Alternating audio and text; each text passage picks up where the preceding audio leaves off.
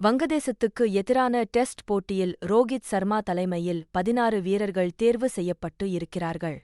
Test போட்டிக்கு நீண்ட நாட்களுக்குப் பிறகு ரிஷப் பண்ட், பும்ரா தேர்வாகி உள்ளனர். இந்த சூழலில் முகமது சமி தற்போது காயத்திலிருந்து மீண்டு வந்து கொண்டிருக்கிறார். இதன் காரணமாக அவர் அணியில் தேர்வு செய்யப்படவில்லை. இந்திய அணியில் கூடுதல் வேகப்பந்து வீச்சாளர்களாக ஆகாஷ் தீப் மற்றும் யாஷ் தயால் ஆகியோரை தேர்வுக்குழு தலைவர் அஜித் அகார்கர் தேர்வு செய்திருக்கிறார். 27 வயதான ஆகாஷ் தீப் துலீப் கோப்பை தொடரில் அபாரமாக செயல்பட்டு இருக்கிறார். இதனை பாராட்டி பேசியுள்ள இந்திய அணியின் முன்னாள் கேப்டன் கங்குலி, பெங்காலை சேர்ந்த ஆகாஷ் தீப் அதிவேகமாக முகமது சமி போல் பந்து வீசக்கூடிய வீரராக திகழ்வதாக கூறியுள்ளார். இது குறித்து பேசிய அவர், ஆகாஷ் தீப் இளமையான திறமை வாய்ந்த வேகப்பந்து வீச்சாளராக இருக்கிறார். எப்போது அவரிடம் பந்து சென்றாலும் நீண்ட நேரத்திற்கு ஒரே வேகத்தில் பந்து வீசக்கூடிய வீரராக திகழ்கிறார்.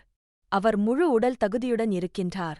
ஆகாஷ் தீப் பெங்கால் அணிக்காக பல ஆண்டுகள் விளையாடி நான் பார்த்திருக்கிறேன். அவர் முக்கிய கட்டத்தில் விக்கெட்டுகளை எடுப்பார். முகமது சிராஜ், முகமது ஷமி போல் அவரும் தொடர்ந்து வேகமாக வீசக்கூடிய வீரராக இருக்கிறார். 140 கிலோமீட்டர் வேகத்திற்கு மேல் பந்து வீசும் திறன் அவரிடம் இருக்கிறது. நிச்சயமாக ஆகாஷ் தீப்பை உற்று கவனியுங்கள் என்று கங்குலி கூறியுள்ளார்.